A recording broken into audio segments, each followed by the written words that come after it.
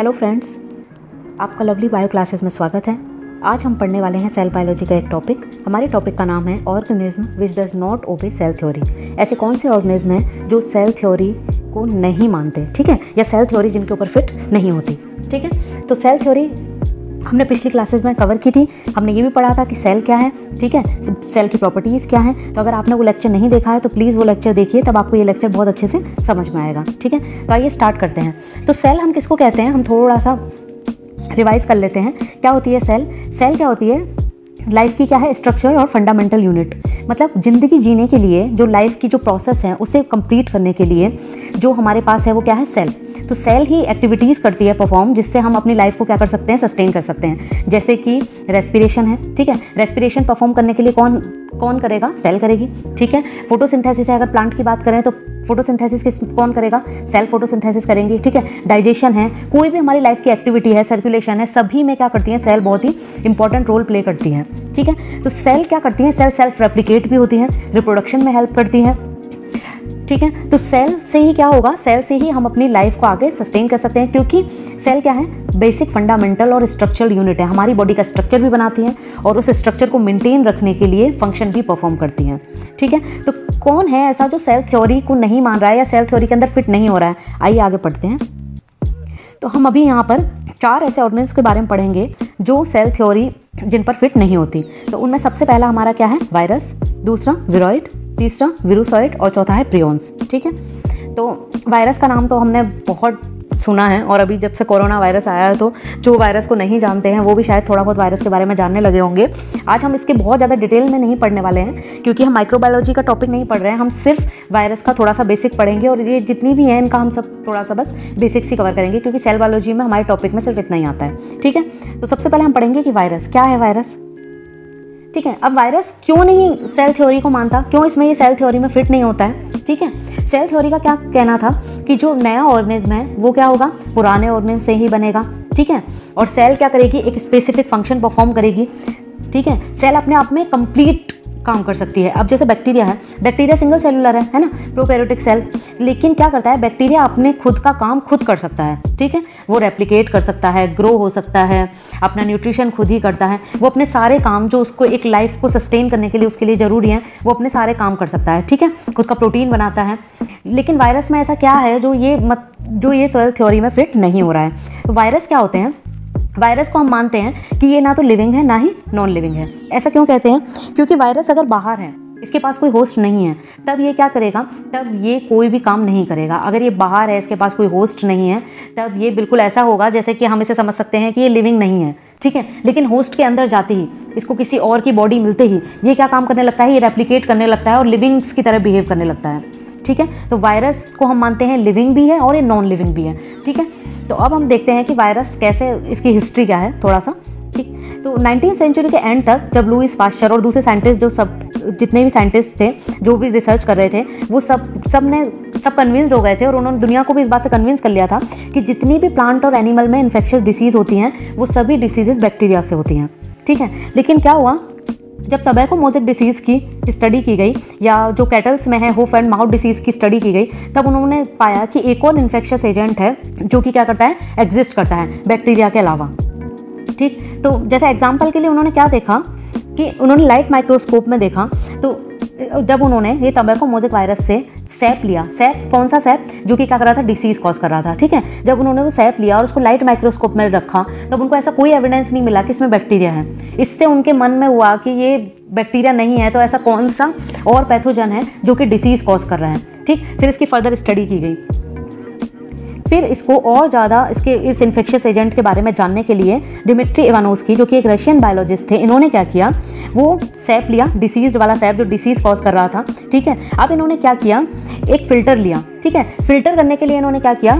Filter करने के लिए इनके जो फ़िल्टर होने वाले जो पोर्स थे, ठीक है, वो इतने छोटे थे कि वो छोटे से छोटे बैक्टीरिया को भी रोक सकते थे, ठीक। तब इन्होंने उस सैप को जब फिल्टर किया, तब इन्होंने देखा कि जो फिल्ट्रेट है, ठीक है, क्योंकि जब इन्होंने फिल्टर किया तो वो पोर्स कैसे थे? वो छोटे बैक्टीरिया को भी रोक सकते थे, तो जो बैक्टीरिया है वो उसके ऊपर ही आ जाने चाहिए थे, ठीक है, जब इन्होंने फिल्टर किया और जो नीचे फिल्ट्रेट, जो उनको सेप का फिल्ट्रेट मिला, तब इन्होंने उसको दूसरे हेल्दी प्लांट पे देखा अप्लाई करके, तब इन्होंने देखा कि अब भी ये डिसीज़ कॉज कर रहा है। तो जब बैक्टीरिया उस फिल्ट्रेट में थे ही नहीं, उस फिल्टर से क्रॉस ही नहीं कर सकते थे, तो फिर इसका मतलब ये था सीधा कि जो बैक्टीरिया है वो ये वाली टोबैको मोज़ेक डिसीज़ नहीं कर रहा है, कोई दूसरा पैथोजन है जो क्या कर रहा है, डिसीज़ कर रहा है।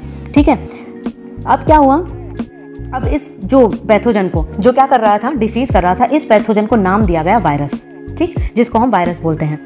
तो वायरस, अब हमें इतना तो पता चल गया है कि वायरस छोटे से सबसे छोटे बैक्टीरिया से भी छोटा है। ठीक है, तो बहुत छोटा ऐसा पैथोजन है जो क्या काम कर सकता है, डिसीज़ कॉज कर सकता है।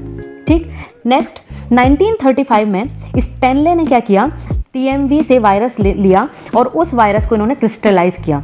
ठीक है, और जब उन्होंने इसके क्रिस्टल बनाए तो उन्होंने देखा कि इसके क्रिस्टल इन्फेक्टिव थे, ये इन्फेक्शियस कॉज कर सकते थे। ठीक है, इन्फेक्शन कॉज कर सकते थे।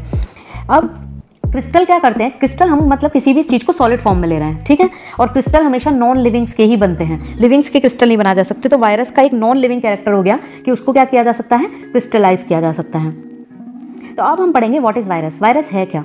तो virus are non cellular microscopic infectious agent that can only replicate inside a host cell. इसे हमें बहुत ध्यान से समझना है। Virus are non cellular.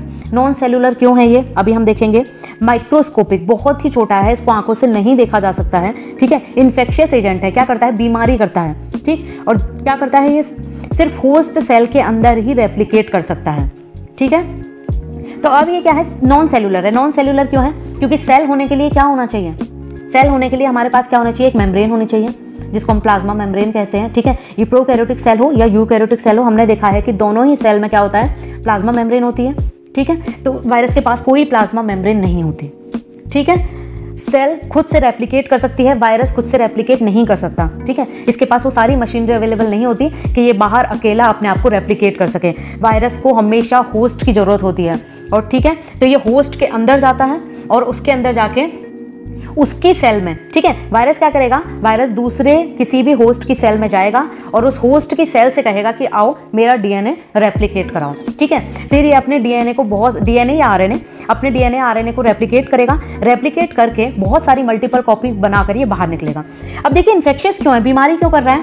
अब मान लीजिए हमारे घर में कोई भी दूसरा इंसान आ जाए, ठीक है, अब वो हमारा खाना खाए तो क्या होगा, हम तो हमारे पास जितने रिसोर्सेज अवेलेबल है, कोई दूसरा हमारे रिसोर्सेज लेता रहे तो हम पर तो रिसोर्सेज की कमी आने लगेगी ना। तो वायरस एग्जैक्ट ऐसे ही काम करता है, दूसरे की बॉडी में जाता है, उसकी एनर्जी का यूज़ करता है और उसकी एनर्जी का यूज़ करके क्या करता है, अपने DNA RNA को रेप्लिकेट करता है। क्योंकि रेप्लिकेशन में, ट्रांसक्रिप्शन में और ट्रांसलेशन में, रेप्लिकेशन का मतलब क्या होता है, DNA से DNA बनाना।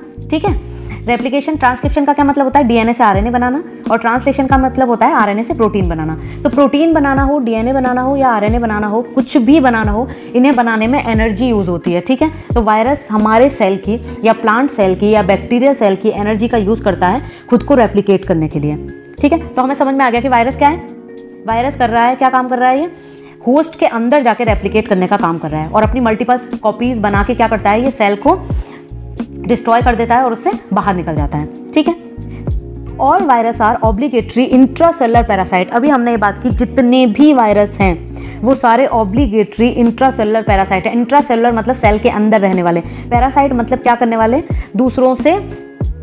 दूसरों से क्या करने वाले, अपना फूड लेने वाले। ठीक है, दूसरों के ऊपर डिपेंड होने वाले। ऑब्लिगेटरी का मतलब है कि सेल के अंदर ही ये रहकर क्या कर सकते हैं, रेप्लिकेट कर सकते हैं, सेल के बाहर इनका कोई भी अस्तित्व नहीं है। मतलब ये रहेंगे लेकिन ये कोई डिसीज़ कॉज नहीं कर सकते जब तक ये किसी सेल के अंदर नहीं जाएंगे। वो सेल कोई भी हो सकती है, प्लांट की हो सकती है, एनिमल की हो सकती है, बैक्टीरिया की हो सकती है, लेकिन इन्हें क्या करना होगा, इंट्रासेलुलर रहकर ही काम करना होगा, सेल के अंदर ही रहकर काम करना होगा, क्योंकि इनके पास प्रॉपर चीज़ें नहीं हैं जो इनको बाहर लाइफ जीने के लिए हेल्प कर पाएँ। ठीक है, तो इनके पास मान लीजिए आप आधा अधूरा सामान है। ठीक है, जैसे इनके पास आधा अधूरा सामान है, जैसे हम मान लेते हैं कि कोई आदमी है, उसके पास क्या है, खाना बनाने के लिए, पकाने के लिए सामान तो है, ठीक है, आटा है, दाल है, चावल है, लेकिन उसके पास सिलेंडर नहीं है, गैस नहीं है, चूल्हा नहीं है, कुछ भी नहीं है, तो वो अपना खाना पकाने के लिए क्या करेगा, दूसरे के घर पे यूज़ करेगा। इसी तरीके से वायरस है, वायरस के पास थोड़ा बहुत सामान है लेकिन वो अब पूरा काम नहीं कर सकता, तो वो किसको यूज़ करता है, होस्ट सेल का उसके लिए यूज़ करता है। अब होस्ट इसके क्या हो सकते हैं, प्लांट हो सकते हैं, एनिमल हो सकते हैं और बैक्टीरिया हो सकते हैं। वैसे तो वायरस होस्ट स्पेसिफिक होते हैं। जो वायरस प्लांट में डिसीज करते हैं वो प्लांट में ही डिसीज करते हैं, जो वायरस एनिमल में डिसीज कर रहे हैं वो पर्टिकुलर एनिमल में डिसीज करते हैं, और जो बैक्टीरिया में डिसीज करते हैं वो बैक्टीरिया में डिसीज करते हैं। लेकिन अगर ये होस्ट चेंज करते हैं, ठीक है, म्यूटेशन के थ्रू या किसी भी थ्रू से होस्ट चेंज करते हैं, तो वो बीमारी बहुत ही भयानक हो सकती है। जैसे इन्फ्लुएंजा, हम सभी जानते हैं कि इन्फ्लुएंजा का कितना प्रकोप हुआ था, और अभी कोरोना वायरस, इसका कितना प्रकोप हुआ। इसको जैसे हम मानते हैं इसको कि वो बैट से आया, ठीक है। अगर वायरस अपने होस्ट को चेंज करता है तो वो क्या हो सकता है, बहुत खतरनाक। जैसे अगर कोई इन्फ्लुएंजा की हम बात करें, उसके हमारे पास प्रॉपर एविडेंस है कि वो बर्ड से फैला था, तो बर्ड से वो किस में फैला, एनिमल्स में, फिर एनिमल्स से बर्ड से वो किस में फैला, एनिमल्स में, ह्यूमंस में, ठीक है। और ह्यूमंस, एक ह्यूमन से दूसरे ह्यूमन में इस तरीके से कांटेक्ट होते होते इन्फ्लुएंजा के केसेस इतने ज़्यादा बढ़ गए। तो वैसे तो ये होस्ट स्पेसिफिक होते हैं, लेकिन जब ये होस्ट चेंज करते हैं या म्यूटेशन इनमें होता है कि ये एक जिसमें बीमारी फैला रहे हैं दूसरे में भी बीमारी फैला पाएँ, तो वो बहुत ही उसके कॉन्सिक्वेंसेस खतरनाक होते हैं, ठीक है। तो वायरस हमारे पास कैसा है, ये हमें ध्यान रखने की बात है। स्टेटमेंट के फॉर्म में बहुत सारे ऐसे क्वेश्चन पूछे जाते हैं कि जो वायरस का जेनेटिक मटेरियल क्या है। तो वायरस हमारे पास एक ऐसा है जिसका जेनेटिक मटेरियल डीएनए भी हो सकता है या आरएनए भी हो सकता है।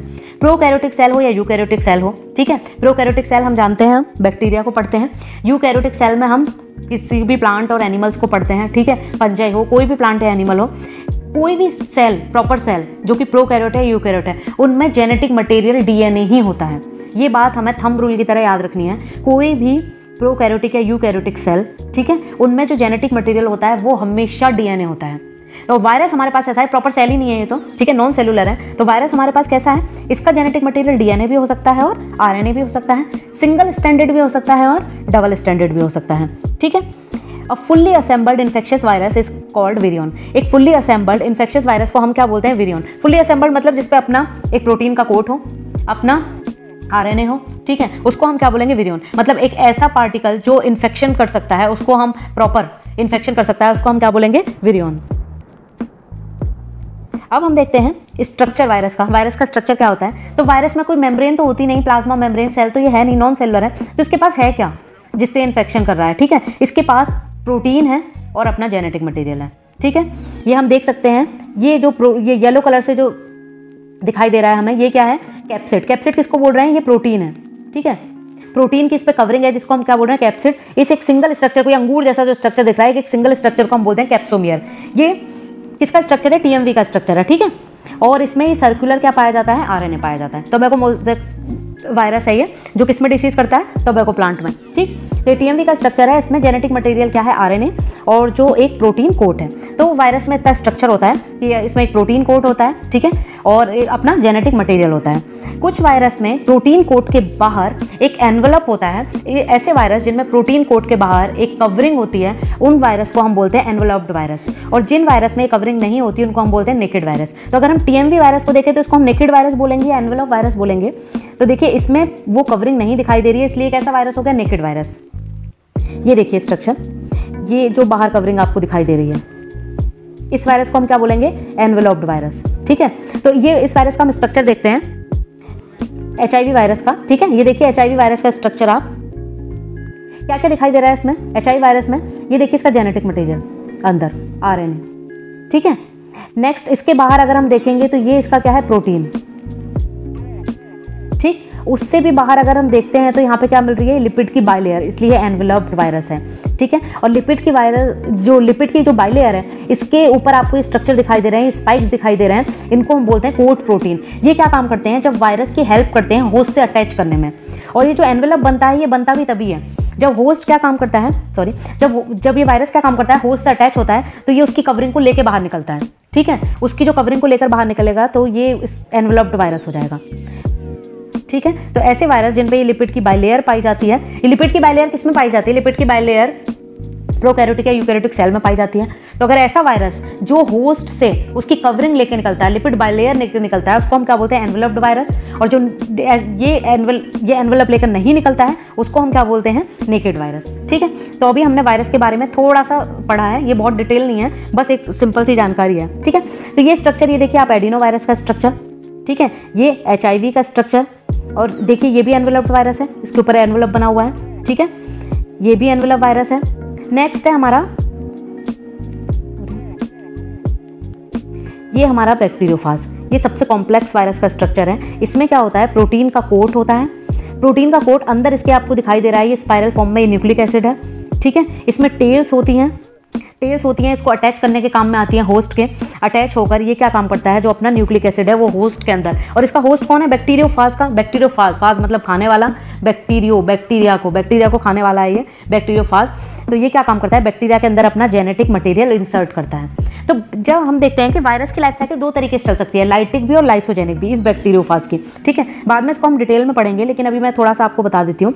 अगर ये बैक्टीरियोफाज अपना जेनेटिक मटेरियल होस्ट के अंदर इंसर्ट कर देता है, और इंसर्ट करने के बाद होस्ट के जेनेटिक मटेरियल यानी कि बैक्टीरिया के डीएनए के साथ अपने इस डीएनए को अटैच कर लेता है और कोई भी अपना रेप्लिकेशन नहीं करता, तब ऐसी साइकिल को हम बोलते हैं लाइसोजेनी।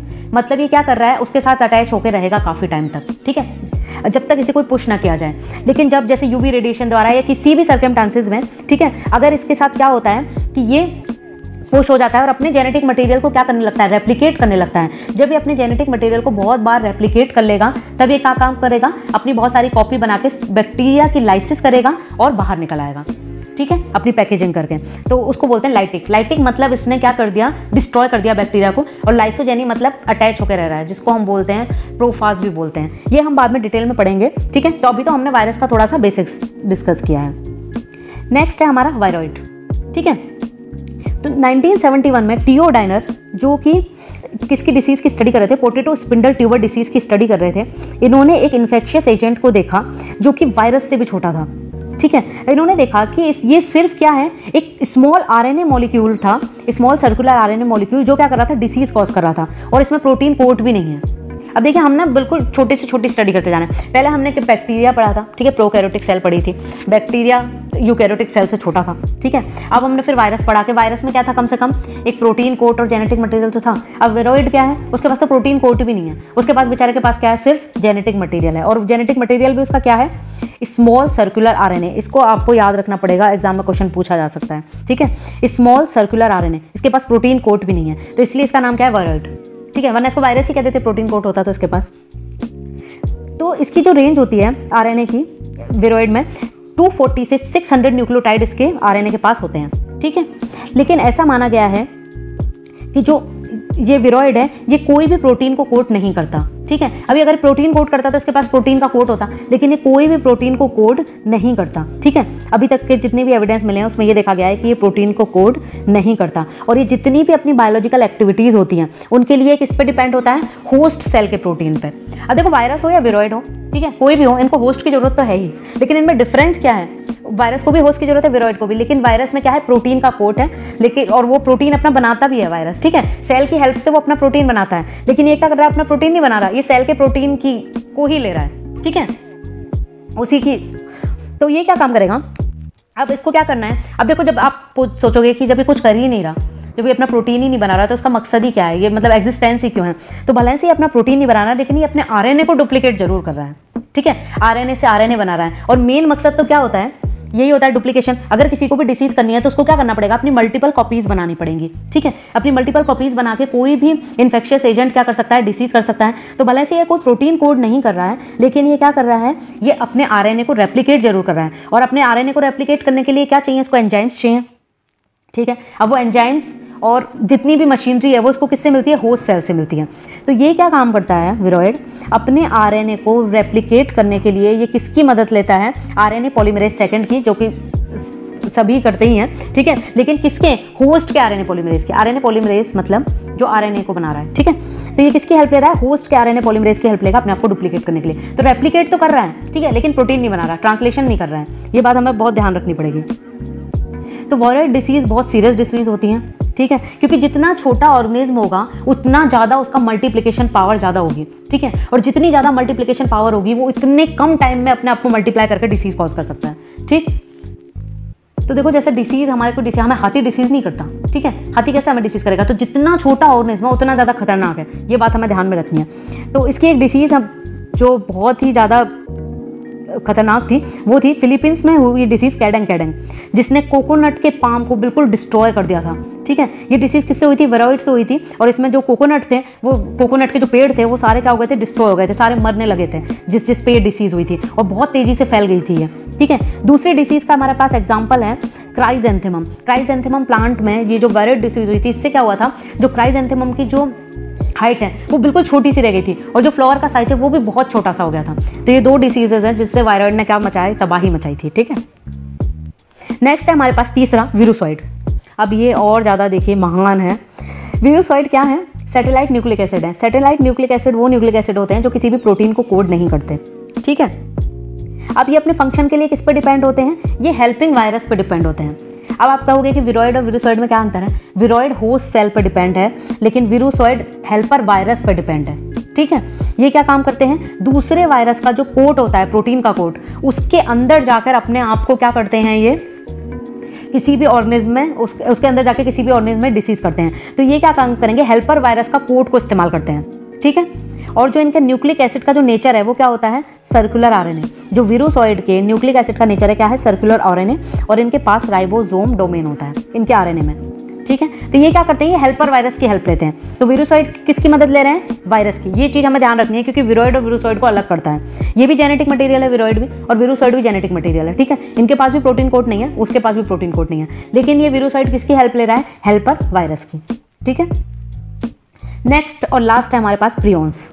अब प्रियॉन्स क्या है? प्रियॉन्स के पास जेनेटिक मटेरियल भी नहीं है। ठीक है, इसके पास बस प्रोटीन है। तो प्रियॉन्स को ही पैथोजन नहीं है, लेकिन प्रियॉन्स क्या होते हैं? प्रियॉन्स एक प्रोटीन है। ऐसे प्रोटीन ये नॉर्मली डिसीज नहीं करते हैं।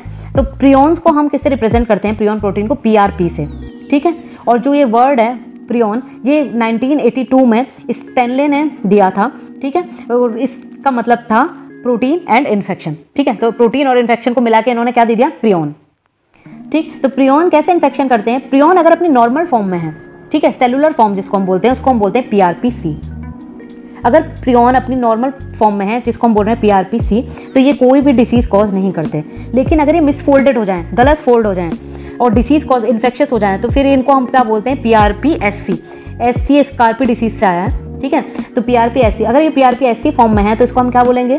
ये इन्फेक्शस है, डिसीज कॉज कर रहे हैं। ठीक है, और ये भी बहुत खतरनाक डिसीज कॉज करते हैं ह्यूमंस में, एनिमल्स में। ये न्यूरो डिजेनरेटिव डिसीज कर सकते हैं जो डायरेक्ट ब्रेन को अफेक्ट करती हैं। ठीक है, इसके कुछ एग्जाम्पल है हमारे पास। सबसे ज़्यादा एग्जाम में क्वेश्चन पूछा जाता है TGT, PGT, और भी बहुत सारे एग्जाम में जिनमें 1 वर्ड के क्वेश्चन आते हैं बायोलॉजी से। उनमें बहुत सारे एग्जाम्स में क्वेश्चन पूछा गया है। बोविन स्पॉन्जिफॉर्म एन्सेफेलोपैथी किससे होती है? या इसको मैड काउ डिसीज कहते हैं। किससे होती है? तो ये डिसीज होती है प्रियॉन से। ठीक है, और कुरू डिसीज ह्यूमंस में किसके थ्रू होती है? प्रियॉन्स के थ्रू। तो आज के लेक्चर में बस इतना ही। अगर आपको मेरा लेक्चर पसंद आता है तो प्लीज़ मेरी वीडियो को शेयर करें, सब्सक्राइब करें और लाइक करें। और अगर आपको कोई भी डाउट है तो प्लीज़ कमेंट में पूछें, मैं कमेंट पढ़ के आपको आंसर दूंगी। Thank you so much.